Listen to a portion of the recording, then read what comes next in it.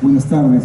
Espero que no se alarme por lo que voy a decir, pero el joven que nos ha presentado me dijo, un poco en confidencia, me informó que, en nombre de los organizadores, que en esta feria se ha producido un crimen.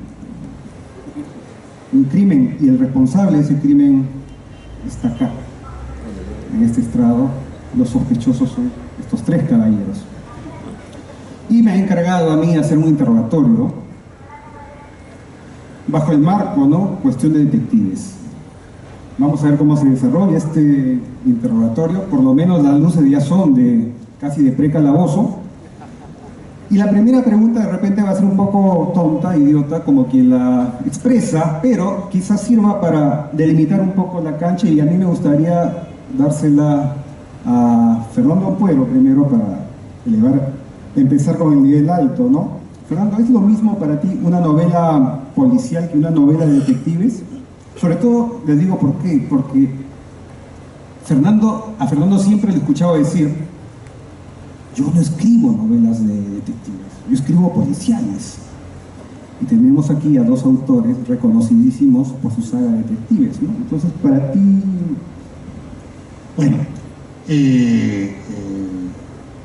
yo siento que soy un escritor de autores policiales cuando escribo policiales. Normalmente soy un cuentista, soy un autor de libros de cuentos.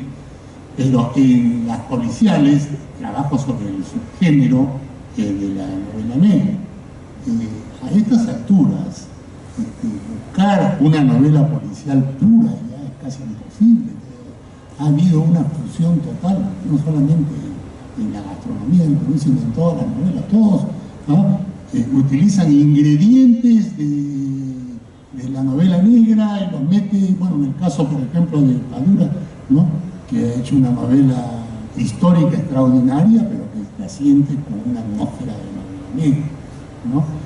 Yo creo que los escritores policiales han tomado muchos de los escritores policiales de esta época, ¿no? Del siglo XXI, mucho de Edgar Allan Poe, que es el inventor del género, y también de los novelistas de los años 20. Bueno, hay un cambio pues notable. La novela que tomaron los británicos era una novela casi una adivinanza, un juego de ajedrez, de lujo, ¿no? Esto cambia con los autores del Black Mask, los autores que publicaban en esta revista de Pulp Fiction, ¿no? de papel corriente. Y son autores que crean una ficción mucho más verosímil. Ya la novela no es una adivinanza, no es un juego de salón, ¿no? Sino la novela va a la calle y pues ofrece una realidad más verosímil. Yo tengo un principio para lo que ha sido mi obra de novela negra, porque siento que es novela negra. Dos frases que para mí son claves. Una es la de Voltaire, porque así empecé a escribir novela negra.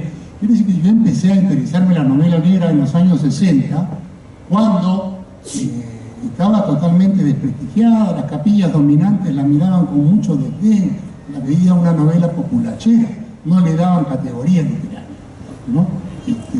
Sin embargo, yo ya había descubierto por la Libre que en Dostoyevsky ya había novela negra, en El extranjero de Camus también había novela negra, ¿no? Bueno, la frase que te digo es una frase de Voltaire, que dice: en la vida todo es peligroso, inclusive la prudencia. Y la segunda frase es la de un pintor francés, Paul Gauguin, que decía: siendo la vida lo que es, se necesita la venganza. Leonardo, Paco, ¿ustedes tienen algo que agregar? ¿Se les provoca agregar algo en lo que ha dicho Fernando? Yo me vi obligado a ir hacia la novela de detectives por razones absolutamente mexicanas. O sea, Si querías incursionar en el género de lo criminal, la novela que tenía el gancho del crimen y al mismo tiempo una novela de acción, yo no podía hacer otra novela que no fuera de detective, de figura marginal. Piensen ustedes que en México el 80% de las confesiones en los crímenes que se resuelven, entre comillas, están obtenidas bajo tortura. No podía ser una novela de policías. Vengo de la generación del 68, la palabra policía era la palabra maligna, ¿no? Si querías insultar a alguien decías tu madre será policía o algo así, era el nivel de insulto más potente que podías imaginar. Entonces me vi obligado a la novela de detective. Tuve que entrar con dificultad, usando el término detective independiente, porque la palabra privado también me parecía muy maligna, ¿no? Si lo privado es lo contrario de lo público, yo era socialista libertario, a mí lo que me iba era lo público, no lo privado. Y entonces tuve que entrar con recelos, con resabios a la novela negra. Pero al paso del tiempo descubres que todo es un problema de enfoque y de ángulos, que prácticamente puedes moverte siempre y cuando entres a la regla número 1. Que la regla número 1 es: el hecho criminal destruye las apariencias de una sociedad y te revela lo que llamarías el resto del iceberg. Vivimos en sociedades donde el 10% es visible, el iceberg, esa mierda de piedra de hielo que destruye a los Titanics, ¿no? 90% va bajo agua, no se ve, 10% se ve. Y entonces la novela negra es la novela del 90%. Te permite entrar en lo subjetivo, lo no contado, la cabeza de los supuestos personajes, te permite interrelacionar lo que ni el periodismo, ni la sociología, ni las ciencias sociales pueden descubrir, y entonces te permite hacer una especie de radiografía, y ahí todo se vale. Depende de ángulos, enfoques, formas. Yo sí estaría más a gusto con un tema de novela negra, novela criminal, y el negra absurdamente heredado de los franceses, no veo, pero bueno, ya que lo con el cine, ¿no? El noir. Del noir, de la novela de Gallimard. Pero bueno, ya que está ahí el término novela negra, habla de eso. El otro segundo problema es que partas de la premisa de salud mental fundamental de los ciudadanos de América Latina, que si hay algún culpable es el Estado, no hay ninguna duda. O sea, cuando no sepas qué pasó, seguro que la mierda baja desde arriba hacia abajo, bajo la forma de una lluvia intempestuosa, ¿no? Entonces, una vez que aceptes estas dos reglas que te permiten moverte en el mundo de lo criminal, de la transgresión, de la ruptura, yo creo que cualquiera es buena, y sí, me quedaría con el término novela criminal mucho más que con el término novela de detectives. Ahora que mencionas el cine, quiero recordar una escena de los años 60, cuando estaba todo el mundo hablando muy mal de esta novela populachera, y estrenaron una película mexicana con estas actrices guapísimas que siempre aparecían en las películas mexicanas, y lo presentaban la publicidad como un drama policial de grandes pasiones. El título de la película era El cuerpazo del delito.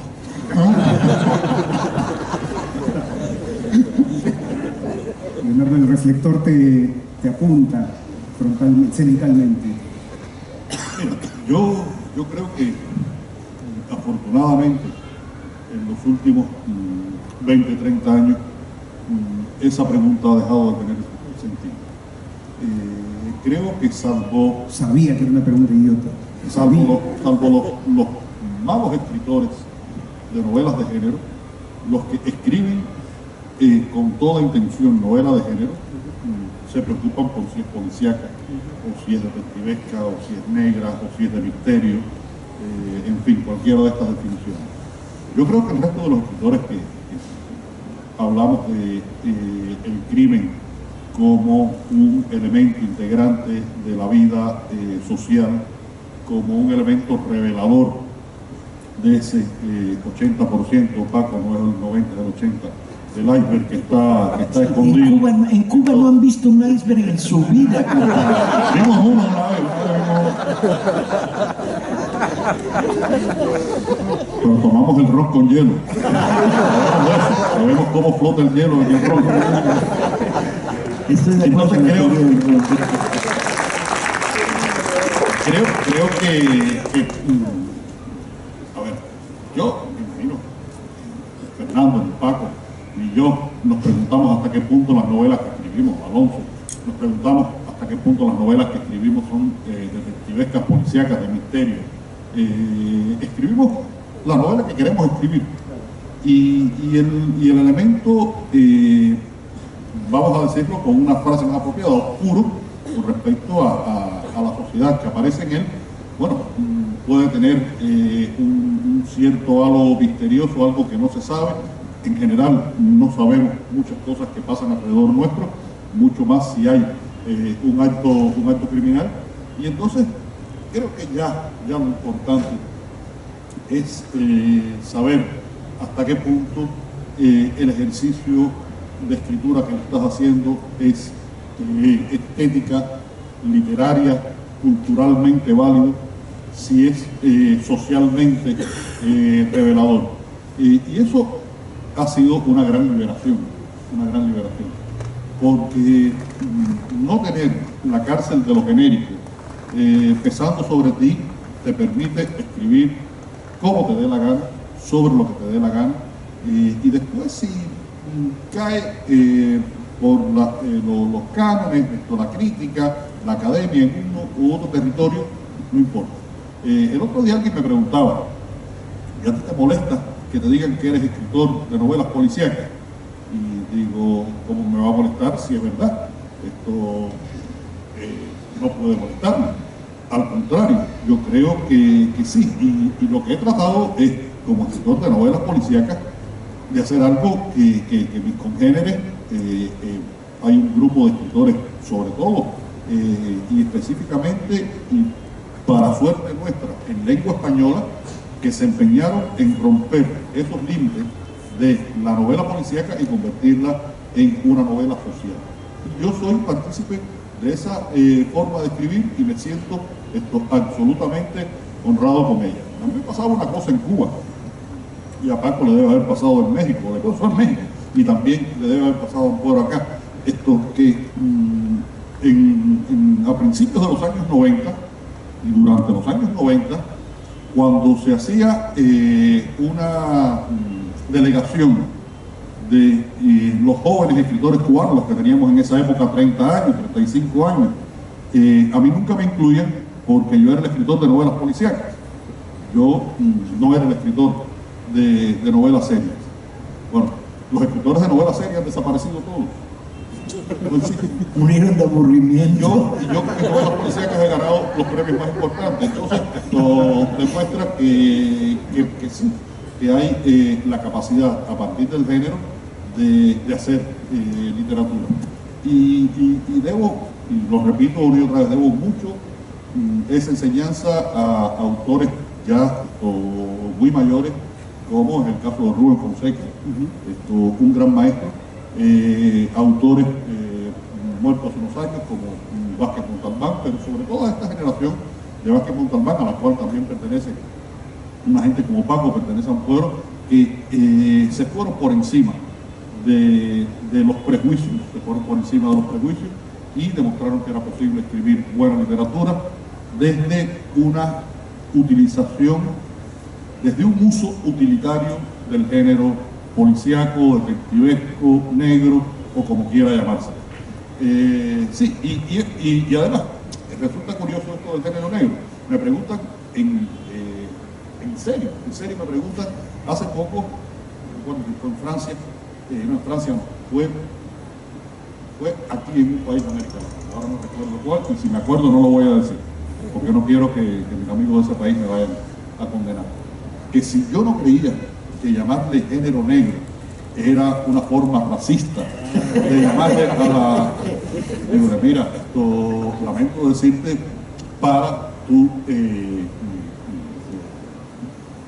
desinformación que sería racista también en Italia, pero contra los chinos. Porque en Italia a la novela policíaca se le llama el giallo, porque se publicaba en unos libros de una colección de Mondadori con portadas amarillas. y por eso se llama Yalo, y se llama Noir porque los publicaba Gallimard en una colección con portadas negras, es decir, que no hay ninguna intención racista ni contra los chinos ni contra los negros en la novela policial. Tú sabes, Leonardo, o sea, estoy de acuerdo contigo, en realidad los escritores cuando escriben no están pensando en etiquetas, o sea, en realidad ese es... Hay escritores que sí, hay escritores que sí, una novela de Donna León, ¿qué cosa es? Es una novela detectivesco policíaca clásica. Canónica. Me refiero a que el hecho de poner etiquetas es más prerrogativa de quienes quieren vender la novela en general que de quienes la quieren escribir, o sea, es un tema más de marketing. ¿En qué parte de la librería pongo el libro? ¿No? Pero, tenemos que reconocer vergonzantemente que a mi generación, y a esta generación, ya a estas alturas, 10 años más o menos, no cuenta mucho, nos salvó el que escribiéramos literatura negra, porque el boom, después de haber pasado en Europa, había cerrado la puerta y no había manera de entrar si eras escritor latinoamericano. Y el hecho de que entráramos por la novela de acción nos abrió una puerta que estaba cerrada, curiosamente, y nos permitió entrar, tener un espacio, adquirir lectores. Luego ya nos volvimos muy iconoclastas, pero no nos vino de mal que nos pusieran un membrete, ¿no? El neopolicíaco latinoamericano, la novela negra que viene. Y teníamos otra característica, que éramos exóticos. Pero éramos exóticos, curiosamente, no solo en Francia o en Italia o en Grecia. Y bueno, esa es otra de las grandes virtudes de esta generación, que hicimos grupo rápidamente, nos dimos la mano, el hombro, discutimos, conectamos, viajamos, nos reunimos y eso apoyó extraordinariamente a que emergiera de todos lados. Pero había otro elemento, éramos exóticos en nuestros propios países, compadre. La primera crítica que hicieron a una de mis novelas la hizo un personaje que me encanta acordarme de él porque lo odio profundamente, entonces puedo reflejar mis odios, que se apellidaba Cendejas. Era el crítico literario del periódico más importante de México y escribía la crítica de un libro diario. Lo llamábamos el solapípedo, porque estábamos convencidos de que solo leía las pinches solapas, no leía nada más, no le daba el tiempo para más. Bueno, pues el solapípedo escribió de mi primera novela cómo se atreve a incursionar en un género anglosajón. O sea, pero será cabrón este. Ya decidió, primero, que el género es anglosajón y que yo no puedo entrar, ¿no? La puerta la tengo precerrada, porque éramos exóticos también en nuestros propios países, ¿no? La novela es un género europeo, toda la novela en general. Colega, inglesa. Igual que darle la propiedad del género de la novela rosa a los argentinos solo porque cantan tangos. No jodas, seamos serios, pues. La novela no tiene propiedades nacionales genéricas. O la novela de frío tiene que ser danesa, ¿no? Bueno, ¿no? También se puede pasar frío en el Amazonas con un poco de esfuerzo y si duermes dentro de un refrigerador. Raymond Chandler fue acusado en su momento de ser excesivamente amistoso, digamos, con Lucky Luciano, ¿no? El mafioso, por una crónica donde lo dejaba bastante bien, hasta incluso se atrevía a justificarlo, ¿no? ¿A ustedes les ha pasado que han sentido como escritores de policiales, de novela negra, fascinación por algún criminal, por los criminales que los rodean? Bueno, no fascinación, pero sí obsesión, en la medida en que yo tengo pues una doble vida, soy escritor y soy periodista, y como periodista he sido jefe de la unidad de investigación del diario El Comercio, lo que me convirtió en un perseguidor de corruptos, ¿no? Y me obligó, dada la cantidad de amenazas de muerte que venían a tener durante 7 años, 2 guardaespaldas a tiempo completo. Entonces, de alguna manera, uno empieza a mirar, sí, con una visión un poco distorsionada entre el repudio, el odio y la admiración, porque ves cómo se manejan estos delincuentes, ¿no? Yo lo que pienso es que, bueno, este es un ingrediente que va de una u otra manera a incentivar En mi trayectoria yo empecé haciendo cuentos intimistas, y cuando empezó la década del terrorismo, ¿no?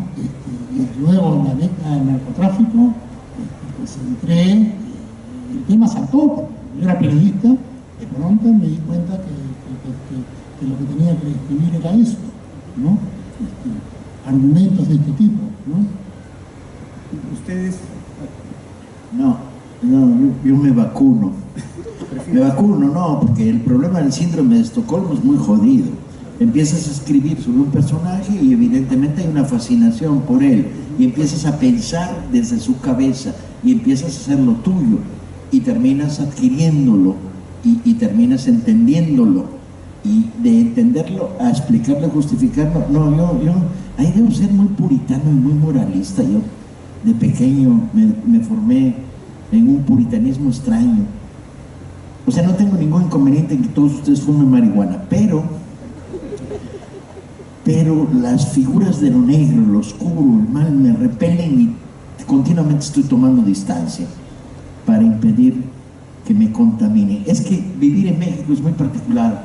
México es el paraíso del horror.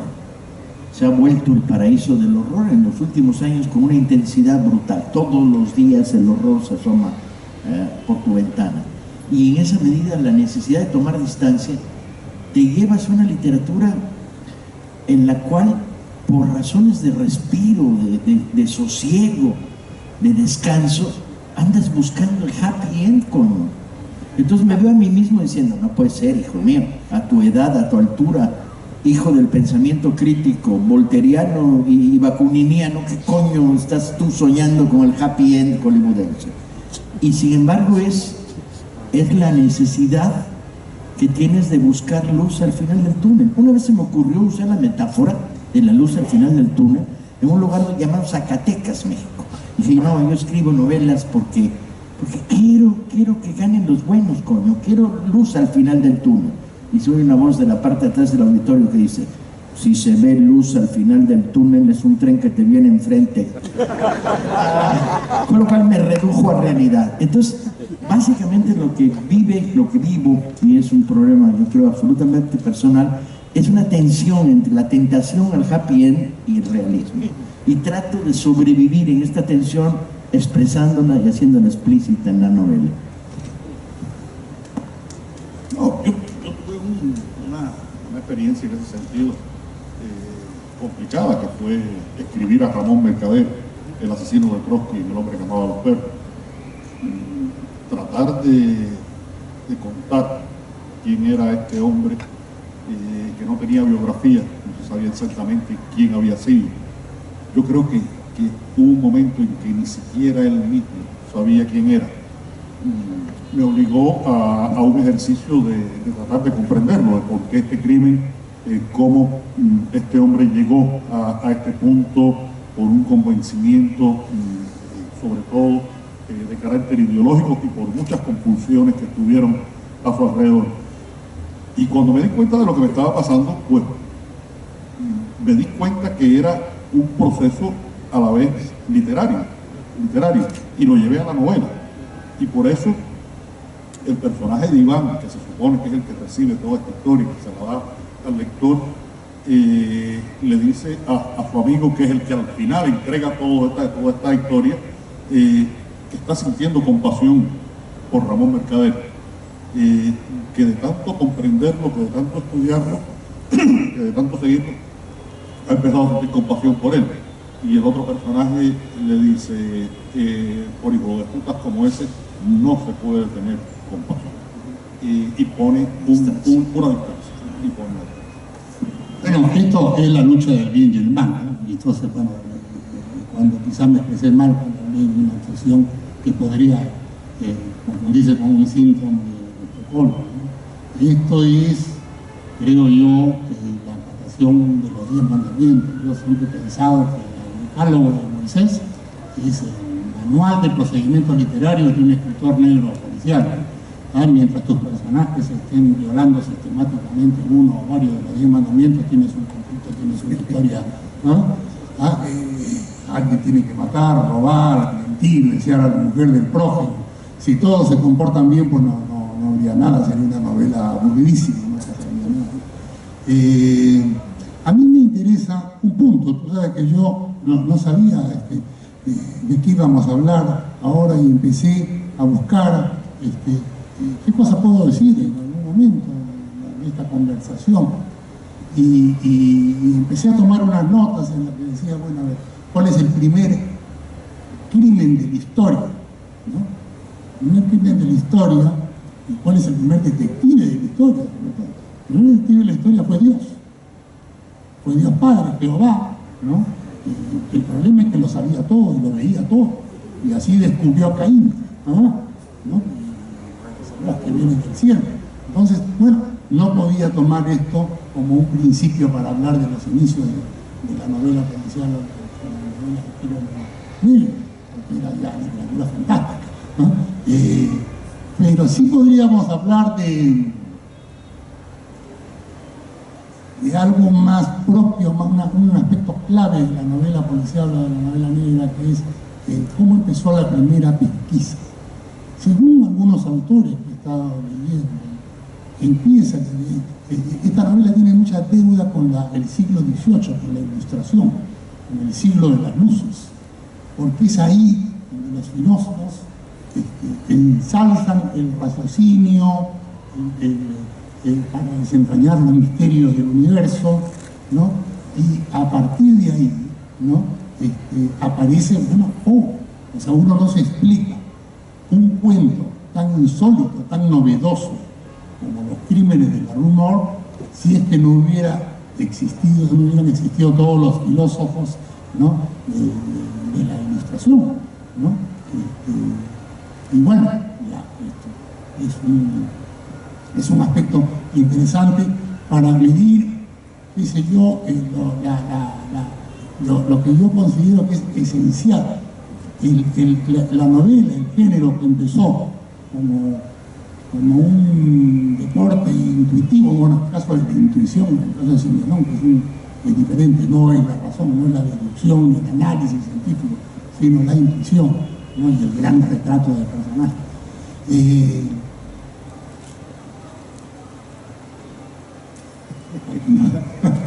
No, estaba preocupado por la referencia a la Biblia, me llevaron de todos lados hay novela policíaca. Hay una Biblia que yo soy muy herético en mis relaciones con la Biblia, la uso para sostener un librero que está cojo y hay un tema ahí que me tiene inquieto desde hace tiempo, que es la destrucción de Sodoma y Gomorra, que resulta inexplicable en términos bíblicos y que da para una interesante novela, porque por sus pecados destruye el Ser Supremo Sodoma y Gomorra. Entiendo la destrucción de Sodoma, porque andaban sodomizándose todo el día unos a otros y debían ser una sociedad de vagos que se dedicaban a la sodomía sistemática. Pero los pobres gomorritas, ¿qué hicieron para merecer tal castigo? Y la Biblia no explica. Entonces, me atraía la idea de hacer una novela policíaca desde la óptica de los ¿Qué pasó con los gomorritas? ¿Por qué nosotros? Es la pregunta, ¿no? Cuando tú dijiste, mencionaste Hollywood hace un momento, sí, y me provocaba, no sé, reflexionar sobre qué cosa. Si Shakespeare viviera en el siglo XXI, probablemente estaría escribiendo en HBO, en Netflix, ¿no? Y me pregunto si, al contrario de lo que se pudiera creer, que el éxito de la televisión y el género de los policiales en la televisión pudiera ser un peligro para el libro de la novela negra o el policial, yo tengo la sensación de que es al contrario, que en realidad lo potencia y tienes toda la razón del mundo. Los grandes miniseries de televisión de los últimos tiempos tienen su origen en novelas o en reportajes sobre temas criminales de investigación. No, es una nueva puerta la irrupción de las miniseries, que al fin y al cabo son, por fin puedo leer una película como novela durante 25 días, parando, deteniéndolo, descansando, ¿no? Tiene la longitud, el aliento de la novela, la miniserie. Yo creo que son extraordinariamente estimulantes. En último caso son una forma de competencia para el escritor. Nos colocan ante el problema de: vas a ser más ingenioso, más profundo, más capturador que esta miniserie que se te puso enfrente. No, Yo creo que no hay que tenerle miedo a nada. Aquellos que dicen que es pecaminoso ver fútbol o comer churros, me provocan un tremendo desprecio. Tú puedes leer una novela con la mano derecha y con la izquierda comer un churro. Y puedes hacer, bueno, hay libros que son para leerse con una sola mano, pero esa es otra historia que no tiene nada que ver. Es otro género. Es otro género, sí. Lo que es evidente es que esta especie de ubicación de la literatura en el lugar confrontado a toda otra forma de entretenimiento es absolutamente ridícula. Yo compito contra el fútbol, pero compito en los intermedios, que es cuando no hay que ver el partido, ahí sí que me lean, ¿no? En los 15 minutos, la media hora de intermedio, ganarte esos potenciales lectores. No compito contra los buenos partidos, contra los malos sí puedes competir sin mayor problema, ¿no? De acuerdo. Creo que es el momento de pedir voluntarios en el público para que continúen el interrogatorio. ¿Hay alguien que tenga preguntas? Ahí se alzó una mano. Alfredo, ¿verdad? Sí, es Alfredo. Hay un micro para el señor Wagner. ¿Y va a haber alguna otra novela de Velasco Arán? Sí, va a haber más novelas. La pregunta es si va a haber más novelas de Velasco Arán. Sí, va a haber la 10ª. No, la 11ª. Escribí 9 y una con el subcomandante Marcos 10 y ahora una. Pero no me sale, coño. Se va a llamar Paraíso. Y es la historia de un fraude electoral hecho por el PRI en México, en la población de Paraíso, Tabasco. Cuando vas rumbo al sur por la carretera de Tabasco, hay un letrero que dice, a 3 kilómetros el paraíso. Yo siempre gocé mucho ese letrero, me parecía ideal. Paraíso es un pueblo repleto de mosquitos, porque por cual debe ser, la desmitificación del cielo empieza porque Paraíso sea un pueblo. Y además, y no me sale.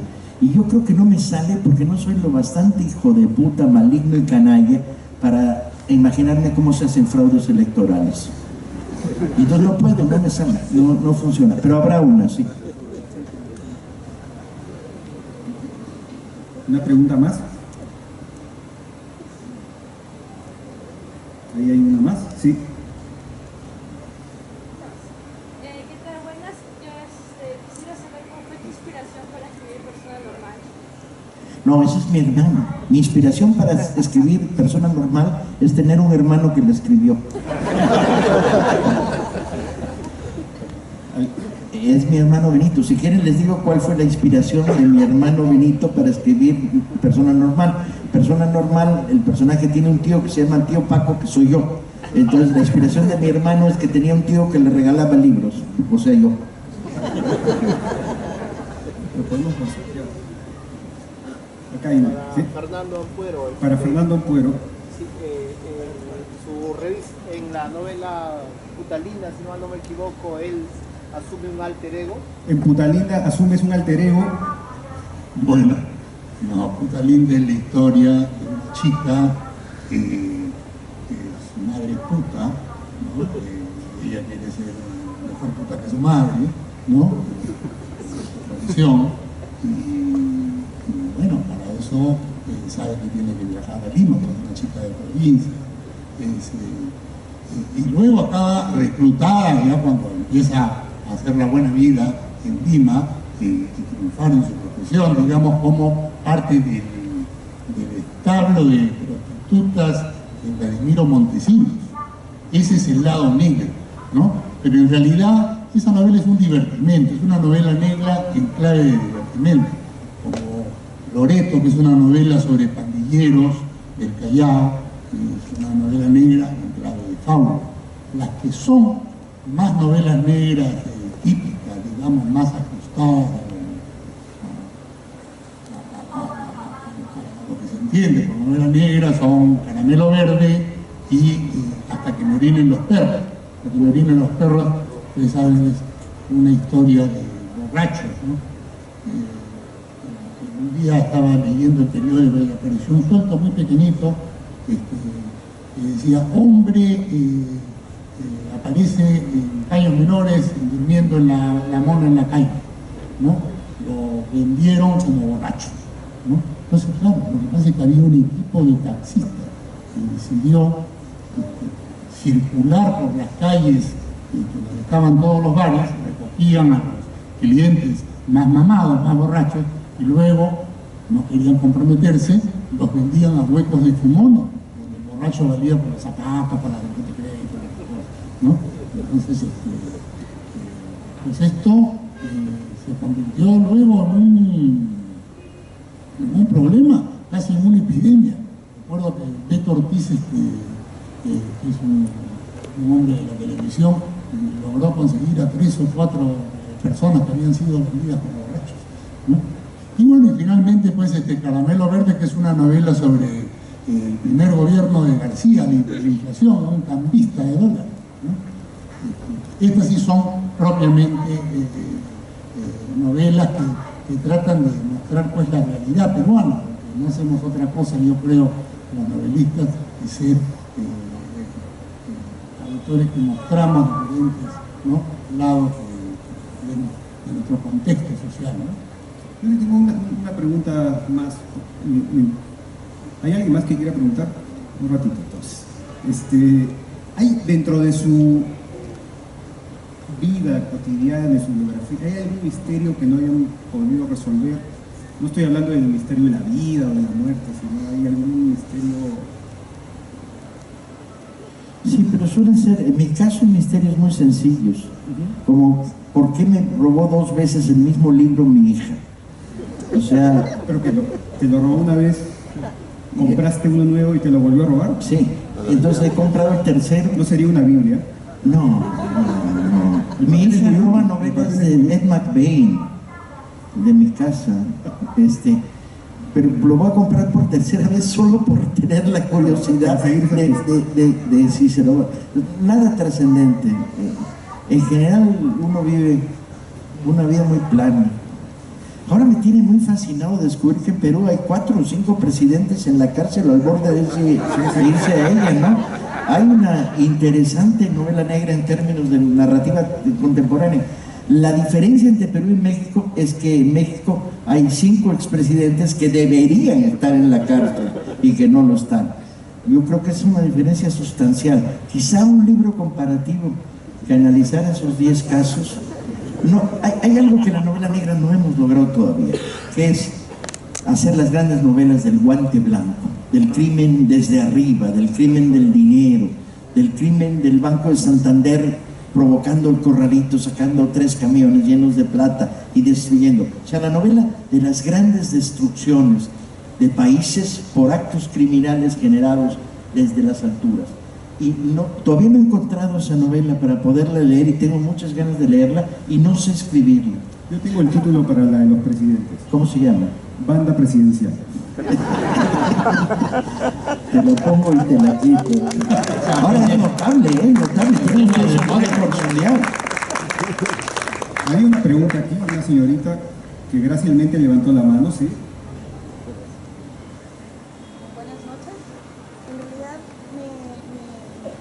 hoy he quedado convencida de que, bueno, yo pensaba que al escuchar a tres autores de diferentes países que escriben sobre el mismo género, iba a llegar a la comprensión de, bueno, dirían, sí, al final sí comprendemos a estos personajes malos, a esta parte mala, que es la el que realiza el crimen o el que está detrás de todo aquello que sale, que es malo, ¿no? Pero me quedé muy sorprendida de saber que cada uno de ustedes está convencido de que estas personas al final, pues no, o sea, son la parte oscura y siempre van a ser así, ¿no? No, entonces, yo creo que no, yo no creo, no, yo no estuve en otra conferencia, mija. Porque no creo que seamos, o sea, entender no exime juzgar. O sea, si entiendes a un personaje que viene de las oscuridades del acto criminal, no impide que no lo juzgues de una manera muy negativa. De hecho, yo creo que ninguno de nosotros somos complacientes con los personajes que no nos gustan, que destruyen la vida de otros, que abusan.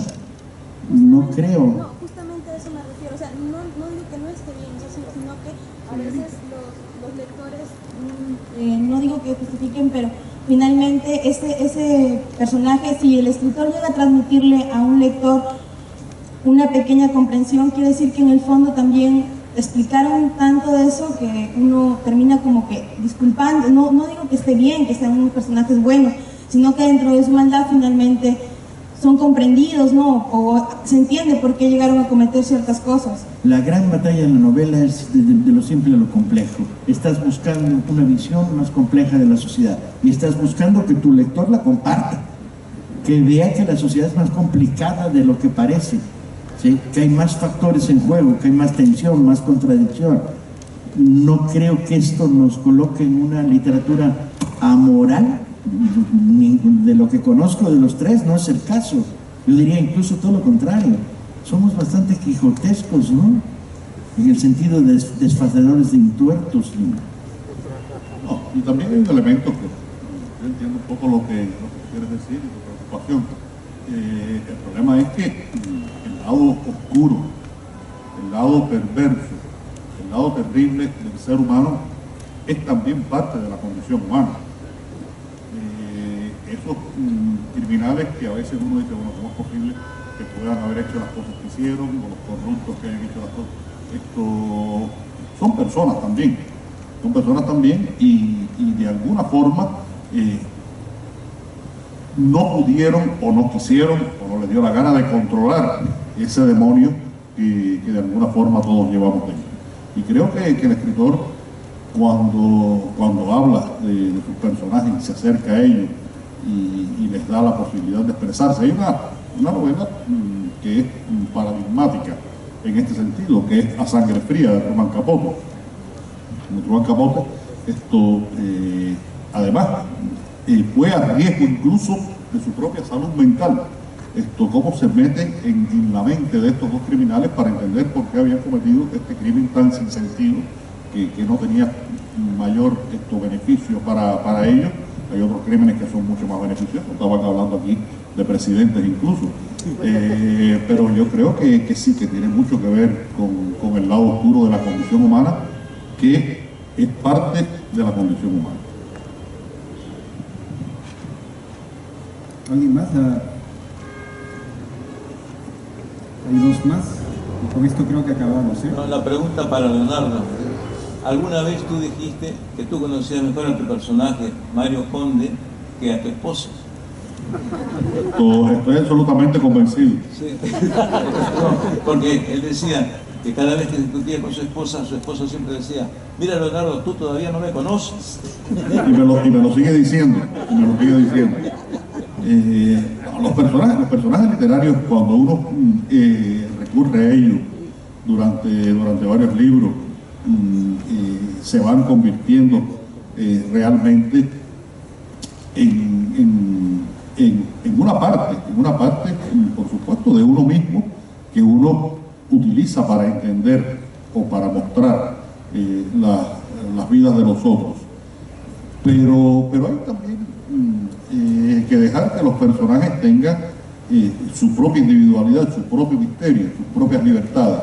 Y en el caso de un personaje como Mario Conde, a veces yo intento que haga determinadas cosas y él se niega a hacerlas. Lo cual quiere decir que tampoco lo conozco del todo y que él tiene su propia entidad. Con respecto al caso de mi mujer, pues ya tú que hablabas de misterio, yo me di por vencido. Yo creo que es muy certera la visión de Leonardo. En una de mis novelas yo quería que Velasco Arana llegara a una esquina, diera vuelta a la derecha, y no lo lograba. Llegaba a la esquina y daba vuelta a la izquierda, y empecé a reírme de mí mismo, hasta que intenté decir, ¿y por qué quiere dar vuelta a la izquierda? Y entonces encontré la respuesta, es que a la izquierda había una salchichonería muy buena y a la derecha no. Entonces decidí, bueno, pues tenemos que ir para allá, pero hagámoslo de esta manera, no importa, pues los personajes van adquiriendo grado de autonomía, no hay ninguna duda. Y al mismo tiempo, conforme más los conoces, más se te revelan y más se empeñan en adquirir un grado de autonomía. Aquí hay una señorita que...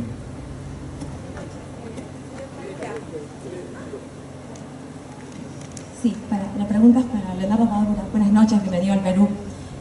¿Cuál ha sido el proceso de trasladar las historias de Mario Conde al guión cinematográfico? En una entrevista usted comentó que juntamente con su compañera hicieron esta labor, pero me gustaría saber, bueno, qué virtudes debió usted de explorar para poder hacer el traslado, ¿no? Sí, he tenido que hablar bastante de eso, de ese proceso en estos días. Y todo tránsito de la literatura al cine es un proceso traumático para la literatura, porque tiene que dejar de ser lo que es para convertirse en otra cosa. Si pretendes que una película sea vista como es leído un libro, estás fracasando de antemano, porque son dos medios de expresión artística completamente distintos, y en los cuales la esencia de la literatura, que es la palabra, se convierte en un elemento funcional en el cine, donde la esencia es la imagen. Entonces, eso implica un proceso de reelaboración absoluto de los argumentos, del carácter de los personajes, de la manera en que piensan.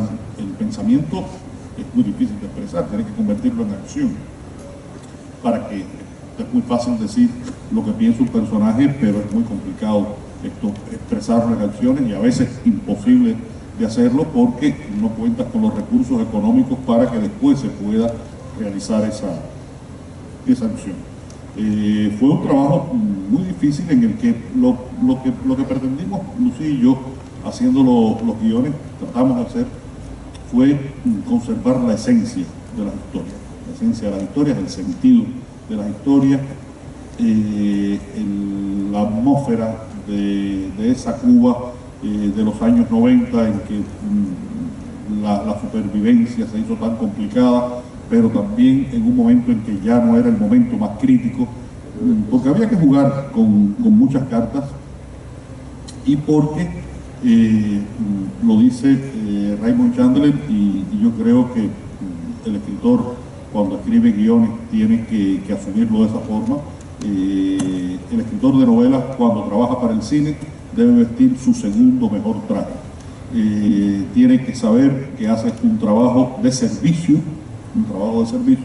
porque en definitiva no puede existir este tipo de películas, este tipo de series, si no existe un guión.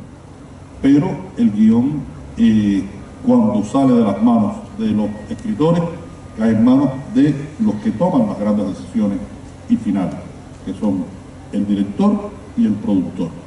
Y a partir de ahí, bueno, sabes que lo que tú has hecho, o que lo que has intentado hacer, incluso puede ser transformado de muchas maneras por esos otros elementos indispensables para poder hacer una producción cinematográfica. En cualquier caso, nosotros estamos muy satisfechos con lo que logramos, con lo que se logró en sentido general por todo el equipo, y creo que bueno, el hecho de que haya ahora recibido el premio Platino como mejor serie iberoamericana del año fue una sorpresa enorme para nosotros, una gran satisfacción, y sobre todo creo que pone en un punto de vista interesante el tema del policíaco, porque curiosamente hemos hablado acá de este tema y no caímos en eso. Creo que siempre que Paco y yo, que hemos coincidido en tantas mesas, en tantos lugares del mundo, siempre aparece, y es que Cuba será el desastre más grande que tú te puedas imaginar, pero Cuba es el país menos criminal del mundo iberoamericano, y escribir una historia de asesinatos, de crímenes, en Cuba es complicadísimo, porque cuando Paco habla de estos niveles de violencia que hay en México, y uno lo mira en Cuba, el problema es que en el barrio mío, en la última semana, lo único que pasó fue que un mulato le dio una patada en el culo a un negro, y el negro tiró una piedra y le rompió la cabeza a un blanco. Entonces ya se redujo a eso la violencia del barrio. es complicado. Y hacerlo desde Cuba, con producción española, porque por supuesto que la producción no es cubana, pero es española, creo que fue muy satisfactorio para nosotros. Bueno, en efecto, como lo anuncié al inicio y ustedes lo han atestiguado, en este recinto se ha cometido un crimen contra el mal gusto, contra la estupidez, contra el reggaetón, y estos tres escritores que me acompañan son los responsables, son los culpables. Les pido que los castiguen con sus aplausos. Muchas gracias.